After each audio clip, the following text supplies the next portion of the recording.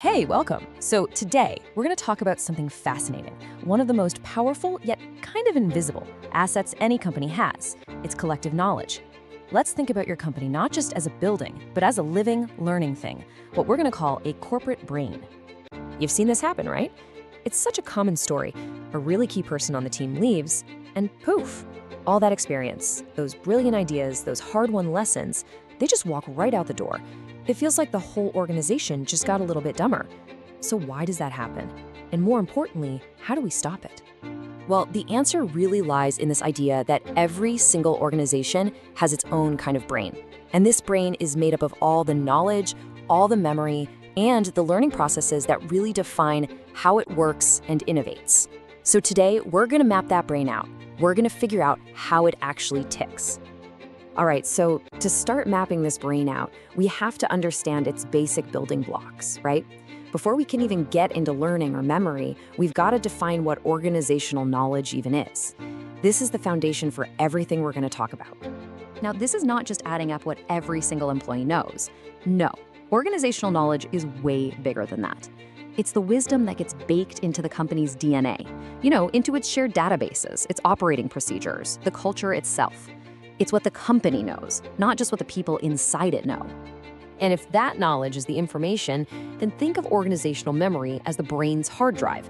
It's the whole system for storing all those past project files, all that customer feedback, and the lessons from old mistakes. This is what lets the company learn from its own history instead of making the same mistakes over and over again. This chart really gets to the heart of it. See, individual knowledge is fragile. It's just living in someone's head, and it can walk out that door at any time. But organizational knowledge, that's robust. When you embed it in the system itself, it sticks around, it persists, and it grows, even as people come and go. And that's the whole goal here, turning that fragile, personal insight into strong, shared company wisdom. Okay, let's dive into this. How does a company actually create new knowledge? How does it get smarter? This isn't just something that happens by accident. There's an active engine that's constantly running, turning individual ideas into collective intelligence. So here's a really cool way to think about this process: gamification. Yeah, really.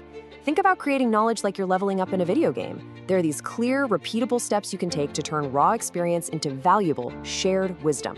And the game we're about to play is called the CCI model. So here it is, the four-stage engine that creates knowledge. It all starts with socialization. That's where we share that tacit knowledge, the stuff we just know from experience. Think about two coworkers grabbing coffee and talking through a problem. Next up is externalization. That's where we try to get that gut feeling knowledge down on paper, making it explicit in a memo or a diagram.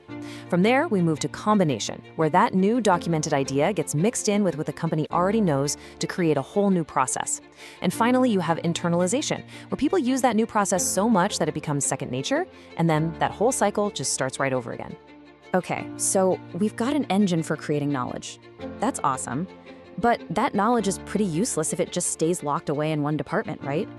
For a corporate brain to really work, all its different parts have to be able to talk to each other. It needs a neural network. And that neural network, it's made of what are called communities of practice. These are the groups, both official and totally unofficial, where the real learning happens. They are the pathways that knowledge, ideas, and best practices flow through, connecting different people and teams, just like neurons firing in a brain. And the crazy thing is, these communities are everywhere once you start looking for them. It could be a really formal weekly huddle for engineers, or a sales team's shared database of what works. Maybe it's a marketing department's inspiration board on Slack. It could even be a totally informal lunch group that just chats about what's new in the industry. Every single one of these is a vital connection in the corporate brain's network. So, if this system is so powerful, why do so many companies still struggle with it? Well, just like any brain, the corporate brain can have problems. It can suffer from blockages or short circuits that stop it from working the way it should. And recognizing these short circuits is absolutely crucial. You get people or whole teams hoarding information. There's no real process for capturing what you learned from a project. Or maybe there's a culture of fear, where nobody wants to admit they made a mistake. When these things happen, good ideas come in, but they just get lost or blocked. The entire learning engine just grinds to a halt. Which brings us to our last and maybe our most important question. Just think for a second about your own company, your own team.